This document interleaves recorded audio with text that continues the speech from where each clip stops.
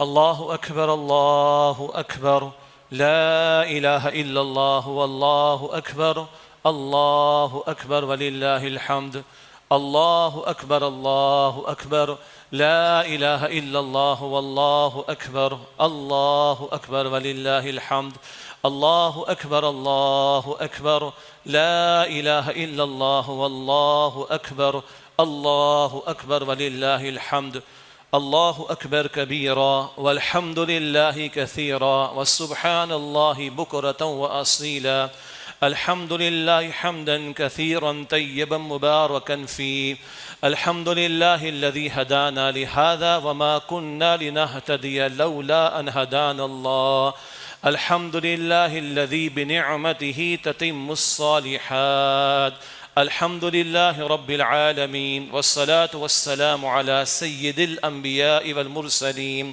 أما بعد أعوذ بالله من الشيطان الرجيم بسم الله الرحمن الرحيم وربك فكبر وقال الله تبارك وتعالى ولتكبروا الله على ما هداكم ولعلكم تشكرون وقال الله تبارك وتعالى يا أيها الذين آمنوا توبوا إلى الله توبة نصوحا وقال الله تبارك وتعالى يا أيها الذين آمنوا اتقوا الله ولتنظر نفس ما قدمت لغد وقال الله تبارك وتعالى إنه لقول فصل وما هو بالهزل صدق الله العظيم وقال رسول الله صلى الله عليه وسلم لكل قوم عيد وهذا عيدنا أو كما قال رسول الله صلى الله عليه وسلم رب اشرح لي صدري ويسر لي أمري واحلل عقدة من لساني يفقهوا قولي واجعل لي وزيرا من أهلي آمين یا رب العالمین۔ اللہ تعالیٰ کے فضل و کرم سے ہمیں رمضان کا مہینہ میسر آیا، قدر تو نہ کر سکے لیکن بہرحال اللہ کی توفیق سے ملا، اس کا شکر ہم پر واجب ہے۔ اور اللہ سبحانہ و تعالیٰ فرماتا ہے کہ لئن شکرتم لازیدنکم، شکر ادا کرو گے میں مزید نعمت تمہیں عطا کروں گا۔ جو توفیق ملی اس پہ شکر ادا کرنا بھی واجب، اور اسی شکر کا تقاضا ہے کہ جو اللہ سے ہم نے وعدے کیے ہیں، اجتماعی دعاؤں میں آمین کہی ہے اور کہیں آنسو بھی بہائے ہیں اور کچھ ارادے بھی کیے ہیں آئندہ خیر میں آگے بڑھنے کے، شر کو چھوڑنے کے، گناہوں کو چھوڑنے کے، اللہ ان وعدوں کی تکمیل کی ہمیں توفیق عطا فرمائے۔ عید کا دن ہے، رسول اللہ علیہ السلام مدینہ تشریف لائے ہجرت فرما کر، وہاں دیکھا کہ لوگ کچھ 2 ایام مناتے ہیں، اور ظاہری بات اس میں کافرانہ مشرکانہ طرز عمل بھی اختیار کیا جاتا تھا۔ اسی مدینہ شریف میں سن 2 ہجری میں رمضان بھی آیا ہے اور اس کے بعد عید کا بھی اہتمام ہوا ہے۔ رسول اللہ علیہ السلام نے فرمایا کہ میں تمہیں اس سے 2 بہتر تہوار بتاتا ہوں جو میرے رب نے مجھے عطا فرمائے، اور پھر حضور علیہ السلام نے عید کا تذکرہ فرمایا۔ بڑے پیارے الفاظ ہیں کہ لِكُلِّ قَوْمٍ عید، ہر قوم کی عید ہوا کرتی ہے۔ عَادَ يَعُودُ عِيدًا، وہ بات جو لوٹ کر آئے، وہ موقع جو لوٹ کر آئے، عام طور پر اسے خوشی کے معنی میں استعمال کیا جاتا ہے۔ ہمارا دین دین فطرت ہے، اور انسان کے فطری جذبات کو ہمارے دین نے کچلا نہیں ہے، بلکہ ہمارے دین نے ان جذبات کو صحیح رخ پر ڈھالا ہے۔ اللہ نے انسان کو پیدا کیا، اللہ فرماتا ہے کہ الا یعلم من خلق، کیا وہی نہ جانے گا جس اللہ نے پیدا فرمایا؟ تو وہ اللہ خوب جانتا ہے کہ اس بندے کی کیا لیمیٹیشنز ہیں، اس بندے کے ساتھ کیا مشکلات ہیں، کیا اس کے فائدے کی بات ہے، کیا اس کے نقصان کی بات ہے، اور کیا اس کے احساسات اور جذبات اور میلانات اور انکلینیشنز کے معاملات ہیں۔ تو اللہ نے دین فطرت عطا کیا، ہمارے فطری جذبات کو دین نے ایکسیپٹ کیا ہے اور اس کی نگیشن نہیں کی گئی ہے، بلکہ ان کو صحیح رخ پر ڈھالا گیا۔ انسان کے اندر ایک فطری جذبہ ہے جس کی تکمیل کے لیے اللہ نے نکاح کا پاکیزہ راستہ عطا کیا، کوئی اس کو انکار نہیں کر سکتا۔ اس کا انکار کرنا غیر فطری طرز عمل ہے۔ جیسے کہ مسیحیت کے ماننے والوں میں ایک تصور آ گیا کہ انسان نکاح کرے یا اللہ کرے، نکاح کر کے بیوی بچوں کو پالے، گھر گھر ہستی کے معاملات کو چلائے، اللہ کرے۔ چنانچہ وہاں مذہبی تصور یہ ہے کہ ایک پریسٹ جو ہے وہ نکاح نہیں کر سکتا، اور جو نکاح کر چکا وہ پریسٹ یعنی پادری نہیں بن سکتا۔ عجیب تصور ہے، یہ باطل تصور ہے، یہ غیر فطری تصور ہے۔ یہ ایک فطری خواہش اللہ نے بندے میں رکھی اور بڑی پوٹنٹ ہے، اور اس کا بڑا مقصد ہے تاکہ اس نکاح کے ذریعے زوجین کا تعلق قائم ہو، تسکین کا سامان بھی ہو اور اولاد کا حصول بھی ہو، تاکہ نسل انسانی کا قافلہ آگے بڑھ سکے۔ یہ ایک جذبے کی میں نے بات آپ کے سامنے رکھی۔ انسان کے اندر غصے کا ایک جذبہ ہے، آتا ہے، اکثر جگہ غلط جگہ آتا ہے، صحیح دین نے اس کو صحیح رخ پر ڈھالا ہے، دین نے صحیح رخ پر ڈھالا ہے۔ اور صحیح رخ پر ڈھالنے سے مراد کیا ہے؟ اللہ کے دین کے احکامات ٹوٹے تو تمہیں غصہ آنا چاہیے نا۔ ام عائشہ رضی اللہ تعالی عنہ فرماتی ہیں رسول اللہ صلی اللہ علیہ وسلم نے کبھی ذاتی معاملات میں لوگوں سے انتقام نہیں لیا، حتیٰ کہ انتہا ہے کہ فتح مکہ کے موقع پر سب کو ہی معاف فرما دیا رسول اللہ علیہ السلام نے، جو جان کے دشمن بھی تھے۔ بس ریکارڈ کی درستگی کے لیے یاد رہے 16-17 نام لیے، اگر کعبے کے غلاف میں لپٹے ہوئے بھی ملے تو ان کو قتل کر دینا، یہ گستاخ تھے رسول اللہ علیہ السلام کی شان میں گستاخیاں کرنے والے۔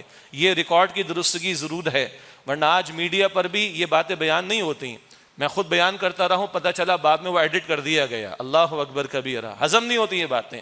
معافی ہے اور عظیم اکثریت کی معافی ہے، مگر گستاخوں کو رسول اللہ علیہ السلام نے سزا دینے کا بھی حکم دیا، یہ ریکارڈ کی درستگی رہنی چاہیے۔ البتہ حضور کے بارے میں عائشہ فرما رہی ہیں ذاتی معاملات میں حضور نے کبھی غصہ نہیں دکھایا یا انتقام نہیں لیا، لیکن جب اللہ کا حکم ٹوٹتا تو سب سے بڑھ کر غصہ رسول اللہ کو آتا تھا صلی اللہ علیہ وسلم۔ ہم بھی چیک کر لیں کہاں غصہ ہمیں آ رہا ہے آج کل اور کہاں نہیں آ رہا۔ اللہ کے احکامات کے ٹوٹنے پر کتنی مرتبہ غصہ آتا ہے ہم چیک کر لیں، اور ہماری ذرا سی مرضی کے خلاف ہو جائے تو کیا سے کیا نہیں ہو جاتا۔ بہرحال یہ فطری جذبات ہیں، دین نے صحیح رخ پر ڈھالا۔ جب دین کے احکامات کے ٹوٹنے پر غصہ آئے گا تو دین کو قائم کرنے کا کوئی جذبہ پیدا ہوگا، کوئی اللہ کے دین کی سربلندی کے لیے جذبہ پیدا ہوگا، یہ پازیٹیو ہے۔ دین دشمنوں پر غصہ ہونا چاہیے، شریعت کے احکامات کے توڑنے والے یا شریعت کی راہ میں رکاوٹ ڈالنے والوں پر غصہ آنا چاہیے۔ یہ کیا ہماری طاقت، ہماری صلاحیتیں چھوٹے موٹے غصوں کے اندر ہی ختم ہو جاتی ہیں، بڑے کام کے لیے ہمارا یہ جذبہ استعمال ہونا چاہیے۔ اسی طرح خوشی کا معاملہ، انسان منانا بھی چاہتا ہے، سیلیبریٹ بھی کرنا چاہتا ہے، دوسروں کو شریک بھی کرنا چاہتا ہے اور اپنے جذبات کا اظہار کرنا چاہتا ہے، یہ فطری جذبہ ہے۔ کوئی اس کا انکار کرے تو یہ غیر فطری بات ہوگی۔ تو اللہ کے پیغمبر بھی فرما رہے صلی اللہ علیہ وسلم کہ لِكُلِّ قَوْمٍ عید وَهَذَا عِيدُنَا، ہر قوم کی کوئی عید ہوا کرتی ہے، یہ ہماری عید ہے جو اللہ نے عطا فرمائی۔ مگر ہمارا عقیدہ، ہماری فکر، ہماری سوچ، ہماری تہذیب، ہماری ویلیوز، ہماری اقدار یہ جدا ہیں باقی لوگوں سے، تو ہمارا تہوار بھی باقی لوگوں سے جدا ہوگا۔ باقی لوگ خوشی کے موقع پر اندھا دھن فائرنگ بھی کر جاتے ہیں، کچھ ہمارے والے بھی کر جاتے ہیں۔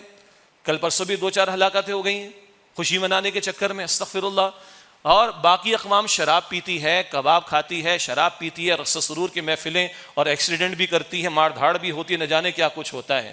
اور ادھر اللہ کی شان دیکھیے، صبح سویر اپنے گھروں سے نکل کر آ گئے ہیں، تکبیرات پڑھتے ہوئے آ رہے ہیں، اللہ اکبر اللہ اکبر لا الہ الا اللہ واللہ اکبر اللہ اکبر وللہ الحمد۔ اللہ کا نام لے کر دن کا آغاز ہو رہا ہے، اللہ کی تکبیرات کے ساتھ ہماری خوشی کا اظہار ہو رہا ہے۔ اور دین کتنا پیارا ہے، جہاں اللہ کی تکبیرات ہیں اور ابھی 2 رکعت نماز عید بھی ادا کریں گے، یہ اللہ کا حق ہے، وہیں اللہ کی مخلوق کا حق بھی اللہ نے معین فرما دیا۔ اسی عید الفطر سے پہلے، یعنی نماز عید الفطر سے پہلے صدقہ فطر ادا کرنے کی تعلیم ہے۔ اور یہ صدقہ فطر کیا ہے؟ سنن ابی داؤد کی روایت ہے، رسول اللہ علیہ السلام نے فرمایا اس کا ایک بڑا حاصل کیا ہے کہ روزے کی جو کوتاہیاں ہوتی اللہ معاف فرما دیتا ہے، اور نمبر 2 یہ مسکین کے کھانے کا، اس کا بھی خوشی منانے کا موقع بن جاتا ہے۔ یہ ہے ہمارے دین کی خوبصورتی، بندہ اللہ کو بھی یاد رکھے اور بندہ مخلوق خدا کو بھی یاد رکھے اور مخلوق خدا کا بھی حق ادا کرنے کی کوشش کرے، اور کوشش کیا کرے صدقہ فطر پہلے ادا ہو۔ ہم سب نے اپنے گھر والوں کے لیے شاپنگ تو شاید رمضان سے پہلے ہی کر لی ہوگی، کچھ نے رمضان میں کی ہوگی، تو اب کیا خیال ہے کہ صبح ہم اور آپ نماز عید کے لیے آ رہے ہوں اور اس وقت غریب کے ہاتھ میں 300 روپے ہم تھما دیں، تو خود سوچیے وہ کیا سیلیبریٹ کر سکے گا، لیکن پھر بھی ادا تو کرنا ہے صدقہ فطر۔ اور یہ 300 یا 320 روپے 325 روپے یہ کم از کم کا نصاب ہے گندم کے اعتبار سے، جو کا بھی نصاب ہے، کھجور کا بھی ہے، کشمش کا بھی ہے، وہ ریٹ سب ہمارے پاس موجود ہیں، 700 750 بھی جائے گا اور 1500 کے قریب بھی جائے گا کھجور کے اعتبار سے، اور اعلیٰ قسم کی کشمش پہ جائیں گے شاید 3000 کے لگ بھگ بھی پہنچ جائے گا۔ ہم خود سوچیں کہ 300 روپے میں تو شاید ہماری 2 بچوں کی آئس کریم بھی شاید نہ آتی ہو، میں DHA کے اندر کھڑے ہو کر بات کر رہا ہوں یہ، اور ہم چاہیں کہ کسی غریب کے گھر میں 300 روپے میں خوشی آ جائے، چیک کر لیں، ادا تو ہو جائے گا، منیمم گندم والا اگر ادا کیا تو ادا تو ہو جائے گا، لیکن اگر ہم چاہتے ہیں کہ ہمارے روزوں کی کوتاہیوں کا کفارہ ہو تو ذرا چیک کریں ہمارے روزوں کی کوتاہیاں کتنی ہیں، اور ہم چاہتے ہیں کہ غریب کے گھر میں بھی خوشی کا سامان ہو جائے، تو جن کو اللہ نے وسعت عطا کی وہ بہتر انداز سے ادا کرتے ہیں ماشاءاللہ۔ میں ذاتی طور پر لوگوں کو جانتا ہوں جو 20-20 ہزار روپے ایک ایک بچے اور گھر کے ایک ایک فرد کا وہ فدیہ صدقہ فطر ادا کرتے ہیں، الحمدللہ رب العالمین۔ مقصد کیا ہے؟ اللہ کا نام لے کر دن کا آغاز۔ مقصد کیا ہے؟ غریب کو بھی خوشی میں شریک کرنے کا معاملہ۔ ایک ہماری رسم ہے، کوئی حرج کی بات نہیں ہے، ہم ایک دوسرے سے گلے ملتے ہیں، ایک دوسرے کو مبارکباد دیتے ہیں، اچھی بات ہے، دل کو بھی صاف کر لیں۔ اللہ مجھے بھی توفیق دے، آپ کو بھی توفیق عطا فرمائے۔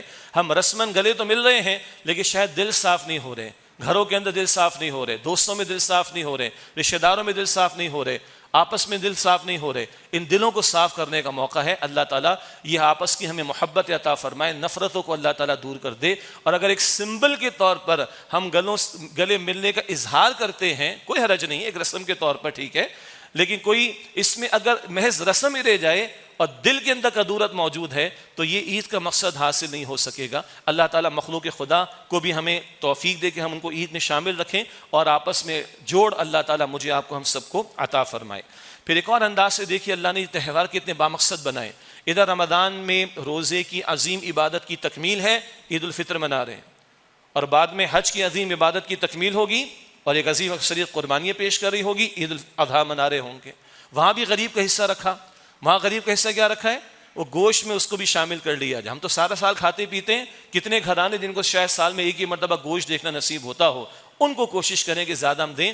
ادھر بھی دیکھیں عید الفطر میں اللہ کا حق بھی مخلوق کا حق بھی ہے، عید الاضحیٰ میں بھی دیکھیں اللہ کا حق بھی ہے، وہاں بھی 2 رکعت نماز ادا کرتے ہیں، تکبیرات کا اہتمام کرتے ہیں اور قربانیاں پیش کر کے مسکینوں اور محتاجوں کو بھی خوشی میں شامل کرتے ہیں۔ ایک اور بات آپ کے علم میں ہوگی، عید الفطر کی نماز تھوڑا تاخیر سے ہوتی ہے، فجر کے بعد تھوڑا تاخیر سے ہوتی ہے تاکہ زیادہ سے زیادہ بلکہ سب لوگ صدقہ فطر ادا کر لیں پہلے۔ اور عید الاضحیٰ کی نماز بہت اول وقت میں ہوتی، بعض مرتبہ تو بس اشراق کا وقت ہوا، عید الاضحیٰ کی نماز شہر میں کچھ جگہوں پر ہو جاتی۔ حکمت کیا ہے؟ عید الفطر میں صدقہ فطر پہلے دینا ہے، غریب کو پہنچے، تو تھوڑا عید الفطر کی نماز تاخیر سے۔ عید الاضحیٰ میں کیا ہے؟ جلد نماز ادا ہو اور جلد قربانی پیش ہو اور غریب کو بھی گوشت پہنچ سکے، وہ بھی خوشی میں شامل ہو سکے۔ یہ ہمارا اتنا پیارا دین ہے، دنیا ترس رہی ہے اس چیز کو، اور جن کے سامنے اسلام کی یہ بیوٹی ہے کم از کم ان کو اپیل کرتی ہے، یہ چیزیں اپیل کرتی ہیں۔ اللہ تعالیٰ ہمیں ہمارے دین پر اعتماد عطا فرمائے اور واقعتاً اس کی تعلیمات پر عمل کرنے کی توفیق عطا فرمائے۔ دوسری بات، رمضان کا مہینہ گزرا، 1 مہینہ لگا اللہ کی توفیق سے۔ جمعے کی خطبات میں بھی بات ہوئی، صرف یاد دہانی کا اس وقت مقصود ہے، اور وہ یہ کہ مجاہدانہ تربیت سے گزرے۔ 14 گھنٹے کا روزہ رکھا ہے الحمدللہ رب العالمین، راتوں کو قیام بھی کیا ہے، تراویح میں 1.5 گھنٹہ تو لگتا ہی تھا عموماً، اور یہاں قرآن اکیڈمی کے مساجد میں اور مقامات پر وہ تو دورے ترجمہ قرآن کے ساتھ پوری رات کا معاملہ ہو جایا کرتا تھا۔ یہ ساری مجاہدانہ تربیت کا حاصل کو کچھ نکلنا چاہیے نا۔ تو ایک ہے رمضان چلا گیا مگر اللہ کی بندگی کا تقاضا باقی ہے، اللہ اب بھی ہمارا معبود ہے، اب اللہ کا تقوی اب بھی اختیار کرنا ہے، اللہ کا ہو رہنا اب بھی ہے۔ تو اس پوری محنت کا کیا نتیجہ نکل رہا ہے، اس کو تھوڑا سا ہمیں انالیسس کرنے کی ضرورت ہے، توجہ کرنے کی ضرورت ہے۔ اللہ اب بھی اللہ ہے، اللہ اب بھی معبود ہے، اور اللہ کی بندگی کے تقاضے اب بھی ہیں۔ رمضان کے گزر جانے اور عید کے منا لیے جانے کے بعد کوئی اللہ کی بندگی کے تقاضے ختم نہیں ہو گئے۔ یہ جو مجاہدانہ تربیت سے اللہ نے گزارا، اللہ کھڑا کرنا چاہتا ہے امت کو۔ یہ بات ہم نے رمضان میں خطبوں میں کی ہے، جمعے میں۔ حاصل کلام یہ کہ عرب اپنے گھوڑوں کو بھوکا پیاسا رکھتے تھے، اس کو وہ صوم کہتے تھے، صوم الفرس، گھوڑے کا روزہ، اور ان گھوڑوں کو وہ ان کا اسٹیمنا بڑھاتے تھے تاکہ جب لوٹ مار کے لیے، جنگ کے لیے گھوڑوں کو استعمال کیا جائے تو وہ کھڑے رہیں، ڈٹے رہیں، استقامت کا مظاہرہ کریں۔ وہ صوم کا لفظ ہے جو قرآن پاک میں استعمال ہوا، سیام، اور وہ روزہ رکھنا ہم پر فرض کیا گیا۔ اب ہم نے بھی میدان میں اترنا ہے، اور یہ میدان میں اترنے والے کون ہیں؟ یہ عام لوگ نہیں، یہ محمد رسول اللہ علیہ السلام کی امتی ہیں۔ اور ہمیں چھوٹے کاموں کے لیے اللہ نے پیدا نہیں کیا۔ گھر بنا لیے، کاروبار کر لیا، انتہائی ادب سے عرض کروں گھر تو چڑیا بھی بنا لیتی ہے، یہ بڑا کام نہیں ہے، بس ایک ضرورت ہے، دیٹس اٹ۔ ہمیں اللہ نے چھوٹے کاموں کے لیے پیدا نہیں کیا، ہم محمد رسول اللہ کی امتی ہیں، اور محمد رسول اللہ کے دین کے امین ہیں، اور محمد رسول اللہ کی محنت کے امین ہیں، اور ساری دنیا کا درد ہمارے اندر ہونا چاہیے۔ خنجر کسی پر چلے تڑپتے ہیں ہم امیر، سارے جہاں کا درد ہمارے جگر میں ہے۔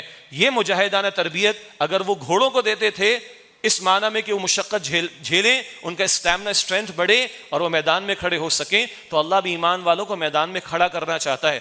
رسول اللہ کا رمضان تو بڑا متحرک تھا صلی اللہ علیہ وسلم. رسول اللہ کے رمضان میں بدر بھی آیا، رسول اللہ کے رمضان میں فتح مکہ بھی ہوئی ہے، مجاہدانہ تربیت ہے وہاں پر. تو اب دیکھیں کہ ہم رمضان کے بعد کہاں کھڑے ہوں گے. اللہ مجھے اور آپ کو پوری زندگی اپنی بندگی کی توفیق عطا فرمائے. تیسری بات، رمضان کے روزوں کا حاصل تقوی. سورۃ البقرہ آیت نمبر 183، لعلکم تتقون، تاکہ تم میں تقوی پیدا ہو جائے.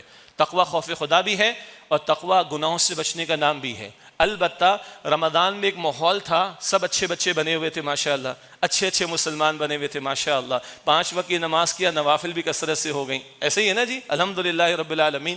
اب چیک کرنا ہم کتنے اچھے ہوں گے. اللہ مجھے بھی اچھا بنائے، آپ کو بھی اچھا بنائے. البتہ ایک نقطہ یہ ہے کہ رمضان میں ایک ماحول ہوتا ہے اور نو میچ آف دیٹ، کوئی اس کا میچ نہیں. رمضان میں ایک ماحول ہوتا ہے. اللہ تعالیٰ نے شیاطین سرکش وہ بھی قید کیے رکھے ہوتے ہیں. روزے کے ذریعے ہم اپنے سیلف کنٹرول کی کوشش کرتے ہیں، ضبط نفس کی کوشش کرتے ہیں، اپنے نفس کو قابو کرنے کی کوشش کرتے ہیں. ماحول بنا ہوا ہے، سب لوگ نیکی کی طرف مائل ہیں، لیکن بہرحال اب وہ ماحول نہیں رہا. تو ہمارے استاد ڈاکٹر اسرار صاحب فرماتے تھے رحمۃ اللہ علیہ، سوسائٹی ود ان سوسائٹی، اپنا ماحول خود بنانا پڑے گا. اور قرآن بھی تعلیم دیتا ہے سورہ توبہ کی آیت نمبر 119 میں کہ یا ایھا الذین آمنوا اتقوا اللہ وکونوا مع الصادقین، اے ایمان والو اللہ کا تقوی اختیار کرو اور سچے لوگوں کے ساتھ ہو جاؤ. اچھی محافل کو، اچھی گیدرنگ کو، اچھے ماحول کو اختیار کرنے کی کوشش کرو. تو انشاءاللہ تعالی کچھ تقوی کی برکات جاری رہیں گی. خیر کا ماحول ہوگا، سیکھنے کا موقع ملے گا. مجھ میں کمی ہوگی، آپ میری اصلاح کر دیں گے. آپ میں کمی ہوگی، آپ کی اصلاح کوئی اور کر دے گا. قرآن کہتا ہے وَتَوَاصَوْا بِالْحَقِّ وَتَوَاصَوْا بِالصَّبْرِ، مل جل کر ایک دوسرے کو حق کی وصیت کرنا اور مل جل کر ایک دوسرے کو صبر کی وصیت کرنا. اللہ ہمیں توفیق عطا فرمائے. یہ تقوی تو پوری زندگی کا تقاضا ہے. اللہ کبھی فرماتا ہے سورہ الحشر کی آیت نمبر 18 میں یا ایھا الذین آمنوا اتقوا اللہ ولتنظر نفس ما قدمت لغد، اے ایمان والو اللہ کا تقوی اختیار کرو اور چاہیے کہ تم میں سے ہر ایک دیکھے اس نے کل کے لیے کیا تیاری کی ہے. تقوی کا مطلب گناہوں کو چھوڑنا بھی ہے. ہم بہت سے کر جاتے ہیں اور شاید لوگوں کو پتہ نہیں چلتا.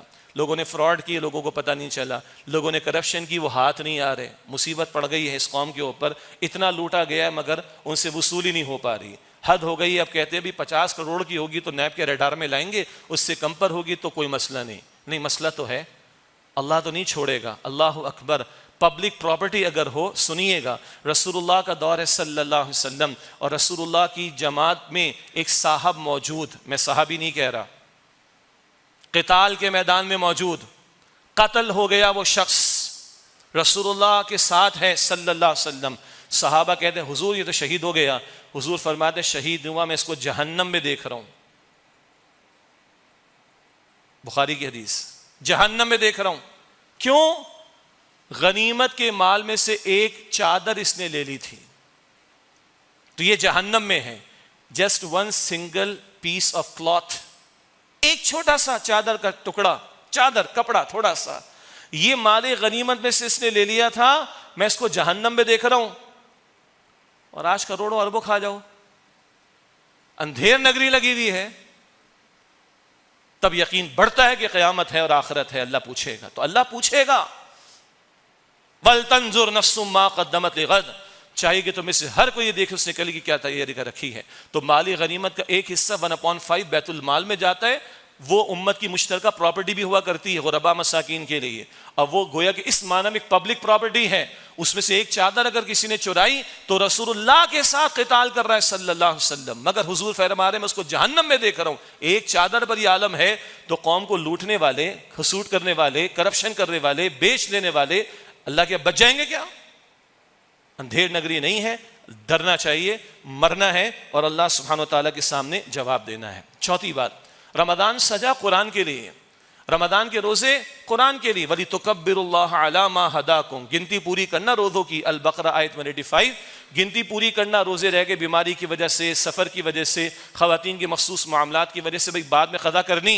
وَلِتُكَبِّرُوا اللَّهَ عَلَى مَا هَدَاكُمْ، اور تاکہ اللہ نے جو تمہیں ہدایت عطا فرمائی اس پر تم اللہ کی بڑائی بیان کرو. وَلَعَلَّكُمْ تَشْكُرُونَ، شکر ادا کرو.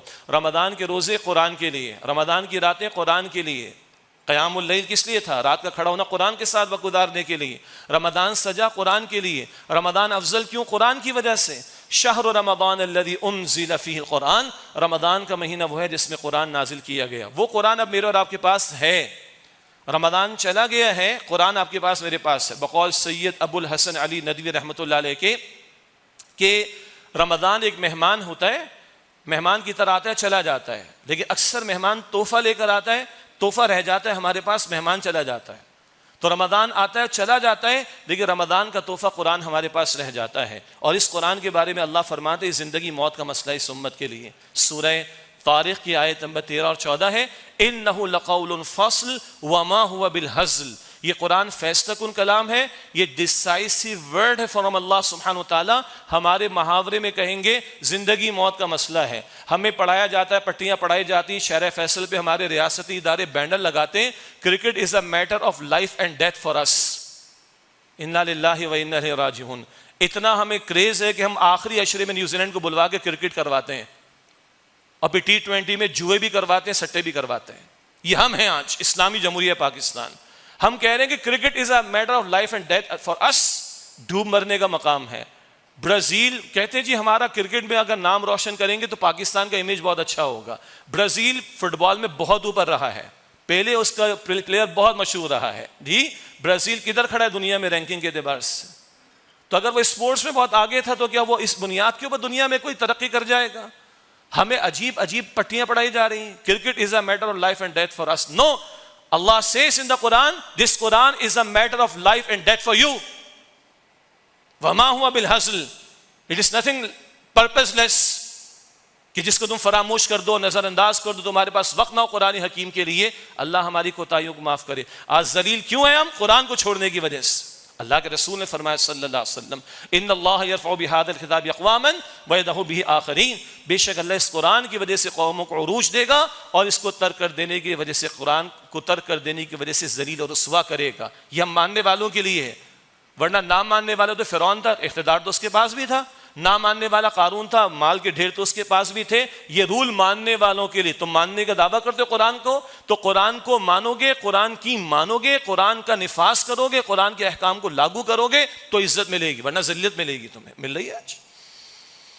وہ زمانے میں معزز سے مسلمان ہو کر تم خوار ہوئے تاریخ قرآن ہو کر. اللہ مجھے اور آپ کو توفیق دے. رمضان چلا گیا، قرآن نہیں گیا کہیں، قرآن ہمارے پاس ہی ہے. ہاں عید منائے، اللہ خوشی عطا فرمائے، رحمت عطا فرمائے، اللہ اور برکت عطا فرمائے، مگر خدا را قرآن سے ہم تعلق قائم کریں. قرآن کے دروس میں شرکت ہو، قرآن کے کورسز یہاں قرآن اکیڈمی میں تنظیم اسلامی کی طرف سے بھی اکراس پاکستان ہم آفر کریں گے. جہاں آپ کو اور دل لگے، جہاں آپ کو اور موقع ہو، قرآن سے جڑیں، گھر والوں کو خدا را جوڑیں. اب تو آگے لکھا ہے میں نے، بچوں کے عقیدے جا رہے ہیں. اس کراچی کی یونیورسٹیز میں ہم کبھی جاتے ہیں، کالجز کے اندر، اب بچے سوال کر رہے ہیں خدا کی ذات کے بارے میں. Is there any God really؟ اللہ اکبر کبیرہ. کب تک ہم شتر مرغ کی طرح جو ہے وہ ریت میں منہ دے کر بیٹھے رہیں گے؟ آج آپ کی ہماری نسلیں سوال کر رہی ہیں. تو خدا را جوڑیں. ابھی بھی بچے ماشاءاللہ اس محفل کے اندر ہیں، الحمدللہ بچی ہیں پردے کے اندر. جوڑیں مسجد کے ماحول سے، آگے ذکر کرنا ہے میں نے انشاءاللہ. لیکن قرآن سے عملاً تعلق اور اس کی حقوق کی ادائیگی کا معاملہ اللہ تعالیٰ یہ رمضان کا تحفہ ہمیں اللہ دے رہا ہے. اس قرآن سے مزید تعلق کی مضبوطی، اس کی تلاوت بھی ہو، اس کی تفہیم، اس کو سمجھنا بھی ہو، اس کے احکام پر عمل بھی ہو، اور اس کے احکام کے نفاذ کی جد و جہد بھی ہو. اللہ ہم سب کو توفیق عطا فرمائے. عرض کر رہا تھا کہ رمضان افضل ہوا قرآن کی وجہ سے، اور جو قرآن کے ساتھ جڑ جائے اللہ اس کو فضیلت دے دیتا ہے. قدر کی رات اس میں نازل ہوا قرآن، وہ فضیلت والی ہو گئی. جبریل امین قرآن لے کر آئے، وہ فرشتوں کے سردار ہو گئے. محمد امین علیہ السلام کو قرآن عطا ہوا، وہ سارے رسولوں کے امام ہو گئے صلی اللہ علیہ وسلم. جس زمین پر نازل ہوا وہ زمین ساری زمین سے جو ہے وہ حصہ زمین کا ساری زمین سے زیادہ برکت والا ہو گیا. جس مہینے میں آیا وہ مہینہ افضل ہو گیا. جس امت کو ملا وہ امت افضل ہو گئی. تو جو بندہ قرآن سے جڑے گا وہ سب سے افضل ہو جائے گا. خیرکم من تعلم القرآن وعلمہ. تم میں سے بہترین وہ ہیں جو قرآن حکیم سیکھیں اور دوسروں کو سکھائیں. پانچویں بات جو میں نے نوٹ کی، اشارہ بھی آ گیا، خدا را ہم اپنی اور اپنے گھر والوں کی فکر کریں.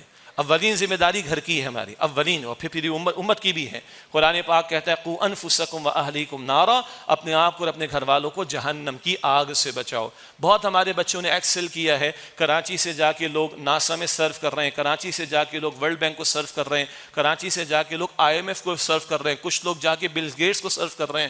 انگلش لنگوسٹک میں PhD کر کے انگریزوں کو انگریزی پڑھا رہے ہیں کراچی سے 2-4 لوگ. اللہ اکبر. آکسفورڈ والوں نے پیپر روک لیے تھے ان کے. What about the book of Allah سبحانہ و تعالیٰ. ایدی ہوم کبھی جاتا ہوں کچھ پروگرامز کے لیے تو بچے کہتے ہیں انکل وہ شیلٹر ہاؤس میں رہنے والے، شیلٹر ہوم میں رہنے والے جن کے اوپر باپ کا سایہ نہیں ہے، وہ بچے کہتے ہیں کہ سر وہ انکل کو بھیج دیں، نام تو میں نہیں لوں گا، آپ پہنچ جائیں گے، ہم ان کو سورہ اخلاص کی اما پارا پورا پڑھا دیں گے. آج ہمارا حال کیا ہے؟ اسلامی جمہوریہ پاکستان کے ہائی اپس ہیں، ریپرزینٹ کر رہے ہیں اس قوم کو، بٹ they cannot recite سورۃ الاخلاص ایون. تو یہ یہیں سے نیچے سے پود اوپر گئی ہے نا، آسمان سے تھوڑی ٹپکی. تو خدا را ہم اپنے بچوں کی، اپنے گھرانوں کی فکر کریں، جوڑیں، ورنہ عقیدے جا رہے ہیں ہمارے بچوں کے. پہلے ہم روتے تھے کہ سنت کا انکار لوگ کر رہے ہیں، اب تو قرآن کیا خدا کا انکار کر رہے ہیں.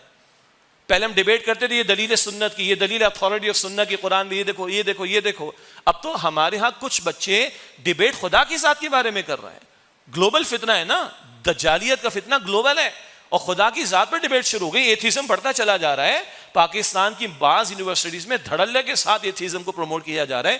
اللہ ہماری حفاظت فرمائے. اپنے گھر والوں کو، اپنے آپ کو جوڑیں قرآن سے، جوڑیں قرآن کی محفلوں سے، جوڑیں مساجد کے ماحول سے، جوڑیں دینی اجتماعیتوں سے، جوڑیں اچھے ماحول سے جہاں آپ کا دل ٹھوکے. لیکن اس کی ہمیں فکر کرنی.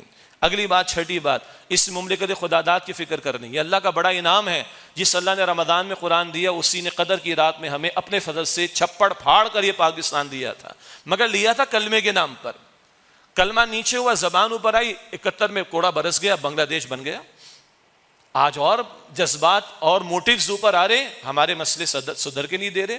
کبھی رشیا کے سامنے جھکے، پھر امریکہ کے سامنے جھکے، اب پنڈولم کی طرح ادھر سے ادھر ہو رہے ہیں، مگر ایک کے سامنے جھکنے کو تیار نہیں ہو رہے. وہ ایک سجدہ جسے تو گراں سمجھتا ہے، 1000 سجدوں سے دیتا ہے آدمی کو نجات. اور آج ہمارا مجموعی قومی مسئلہ کیا ہے، معاملہ کیا ہم سب کے سامنے؟ دست و گریباں ہیں.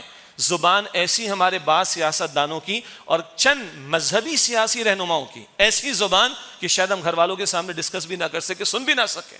یہ اس وقت ہماری صورتحال ہے. بھارت یہ سب مسلمان ہیں، چاہے وہ ریاستی اداروں کے اہلکار ہوں، ہمارے ریاستی اداروں کے سربراہان ہوں، عدلیہ کے ججز ہوں، حکمراں ہوں، اپوزیشن، سب مسلمان ہیں بھائی. ہمارا کو لینا دینا کرسی اقتدار کے اعتبار سے نہیں، ہمارا لینا دینا یہ کہ ہمیں اپنی آخرت مطلوب ہے، اور اس آخرت کی کامیابی کے لیے ادھر اللہ کا دین مطلوب ہے، اور اس اللہ کے دین کے نام پر یہ مملکت خداداد ہم نے لی تھی. بڑے جذبات ہیں لوگوں کے اور بہت سارے معاملات کے اوپر، لیکن اللہ کے دین کے معاملے میں جذبات نظر نہیں آتے. کوئی تحریک نظر نہیں آ رہی کہ شریعت کے نفاذ کے لیے ہم کھڑے ہونے کو تیار ہوں، منکرات کے خاتمے کے لیے کھڑے ہونے کو تیار ہوں. اس سے کم پر پاکستان کا مسئلہ نہیں سدھرے گا. جیسے پوری امت کے بارے میں کہا کہ اپنی امت پر قیاس اقوام مغرب سے نہ کر، خاص ہے ترکیب میں قوم رسول ہاشمی. اسی طرح یہ مملکت خداداد خاص ہے پوری مسلم ورلڈ کے اندر، جو کلمے کے نام پر ہم نے لیا، اس کی طرف پیش رفت ہوگی اپنی ذات سے شروع، پھر اللہ کے دین کی دعوت کا مستقل عمل سارے طبقات میں، اور پھر اللہ کے دین کے نفاذ کی جد و جہد. اس کے بغیر گزارا نہیں. اور آخری بات اسی تسلسل میں ہے، اور وہ امت کی ذبح حالی کا معاملہ. آج امت کے ساتھ جو کچھ بیت رہا ہے پرانی باتیں ہو گئی، لیکن وہ شدت بڑھتی چلی جا رہی. کشمیر ہو، فلسطین ہو، برما کی تو ہم بات ہی نہیں کرتے. یہ سب کچھ کیوں ہے؟ امت کو محمد مصطفیٰ علیہ السلام کی نمائندگی کے لیے کھڑا کیا گیا. اور آج امت میں ایک ملک ہم نہیں دکھا سکتے جہاں بتائیں کہ یہ اللہ کا دین ہے، آؤ یہاں پر دیکھو اسلام کی برکات. اور امت کی ذبح حالی کا ایک ہی حل ہے. اللہ کہتا ہے سورہ محمد کی آیت نمبر 7 میں صلی اللہ علیہ وسلم، ان تنصروا اللہ ینصرکم، اللہ فرماتا ہے کہ تم اللہ کی نصرت کرو گے، اللہ کی مدد کرو گے تو اللہ تعالیٰ تمہاری مدد فرمائے گا. اور وہ اللہ کی مدد کیا ہے؟ ہم تکبیریں پڑھ کر آئے ہیں، خطبے میں تکبیریں بہت ساری ہوں گی انشاءاللہ تعالی. اللہ اکبر، اللہ اکبر، لا الہ الا اللہ، واللہ اکبر، اللہ اکبر وللہ الحمد. اللہ بڑا ہے. کیا مطلب اللہ بڑا ہے؟ بس اللہ بڑا ہے کہہ دیا کافی؟ کیا اللہ واقعتاً بڑا ہے؟ میرے گھر میں بڑا ہے، میرے گھر میں اللہ کا حکم بڑا ہے، میرے کاروبار میں اللہ کا حکم بڑا ہے، میرے اس معاشرے میں اللہ کا حکم بڑا ہے، ہماری پارلیمنٹ میں اللہ کا حکم بڑا ہے، ہماری عدالت کے ایک فیصلوں کے اندر اللہ کا حکم بڑا ہے. سوال یہ نشان ہے. تو تکبیر کا مطلب صرف اللہ اکبر کہنا نہیں، اللہ کی بڑائی کا نفاذ بھی ہے. اس ذات 5-6 فٹ کے وجود سے لے کر اس زمین پر اللہ کے حکم کا نفاذ، اس سے کم پر اللہ کی مدد نہیں آئے گی. ہمارے حالات نہیں سدھریں گے. کوئی کافر بن کر دنیا لینا چاہے تو فرعون بنے، ابو لہب بنے، حامان بنے، قارون بنے، نمرود بنے، مل جائے گی. یہ امت اگر چاہتی کو عروج دنیا میں، تو اللہ کی تکبیر، اللہ کی بڑائی کے نفاذ، اس سے کم تر پر امت کی ذبح حالی کا کوئی حل نہیں ہو سکتا. اللہ تعالی ہمیں سمجھ عطا فرمائے. اللہ ہمیں ماہ رمضان کے بعد بھی اپنی بندگی کی توفیق دے، عید کی خوشیاں عطا فرمائے. مخلوق خدا کو بھی ان خوشیوں میں شامل کرنے کی توفیق عطا فرمائے۔ اللہ قرآن سے جڑے رہنے کی توفیق دے، گھر کی فکر کرنے کی توفیق دے، اس مملکت کے ساتھ سنسیئرٹی ہمیں عطا فرمائے اللہ سبحانہ و تعالیٰ، اور امت والا درد عطا فرمائے، اور اللہ اپنے دین کی کلمے کی سربلندی، اپنے کلمے کی سربلندی کے لیے ہم سب کو قبول فرمائے۔ اللہ ہم سب کی، ہمارے والدین کی، ہمارے بزرگوں کی، مرحومین کی، تمام مسلمانوں کی مغفرت فرمائے۔ اللہ ہمارے تمام بیماروں کو ایمان کے ساتھ شفا عطا فرمائے۔ اللہ ہم سب کو جہنم سے آزاد فرمائے۔ اللہ ہم سب کو جنت الفردوس عطا فرما دے۔ وآخر دعوانا ان الحمد للہ رب العالمین۔